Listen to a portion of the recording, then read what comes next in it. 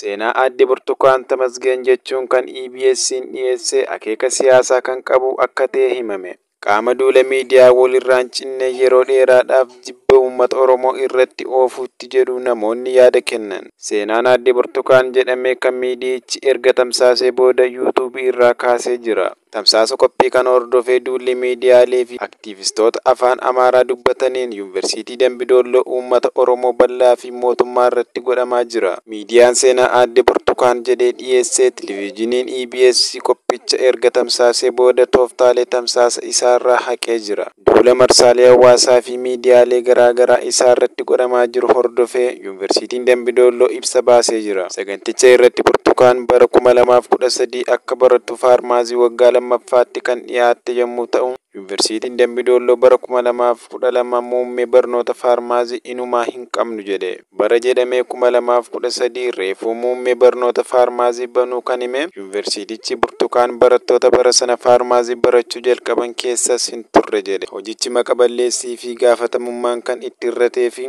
ragaa malee hojii hojjetame akka ta'e Yuunivarsiitichi ibseera. Miidiyicha seeraan hin gaafadha jedhe. Burtukaan seenaa ishee yoo himattu waggaa lammaffaa barattuu muummee faarmaasii gaafa turte halkan gaafa tokko barattoota kan biroo waliin dhukaasni Yuunivarsiitii keessatti baname ukkaamsamuun gara bosonaatti fudhatamuu himte. Leenjii waraanaaf barbaadamneeti jetti. Garee hidhattoota eenyummaan isaanii hin himamne kan biraa waggaa tokkoo fi ji'oota 6 turuu kan dubbattu ati seenaa kanaa qaama daggalaa kanaan waggaa booda gudeedamuu ishee eerte. Waggaa tokkoo fi ji'a 6 booda akkaataa hin ibsanneen gara Yuunivarsiitiitti deebitee wal'aansa argachuu himatti. Achii booda sababa hin ibsamneen mooraa barnootaa dhiiftee karaatti baatee kadhachuuf dirqamuu dubbatti. Boodarra Yuunivarsiitiin isheen sun Finfinneetti gatanii jireenya karaarraatti Finfinneetti eegaluu himti.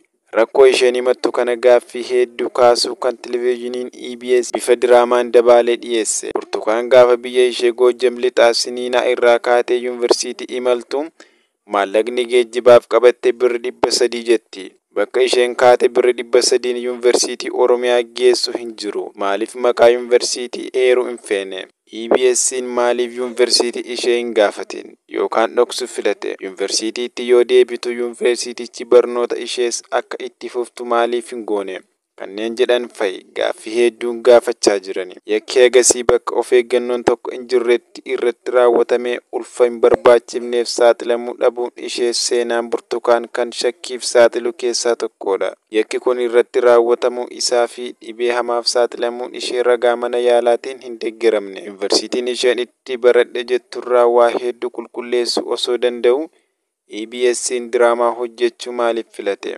Yuunivarsiitiin dhokfame kun yaada akka kennu carraa maaliif hin kennamneef? Dhiibbaawwan akkanaa dubartoota irratti raawwataman ilaalchisee qaamoleen nageenyaa akka poolisii fi dhaabbilee mirga namoomaarraa yaada fudhatuun ga'een miidiyaa ture kan jedhan kanneen yaada kennan qophiin akkanaa miira hawaasaa irratti dhiibbaa qabaatu madaalaawwee dhiyaachuu osoo qabu bifa gaaffii hedduu kaasuun dhiyaachuun naamusa ogummaa kan hin eegnee fi gaafatamummaan kan itti irrate jechuun qeequ. Sagantichi maaliif yuutuubii TV EBS irraa buufame kan jedhus gaaffii guddaadha.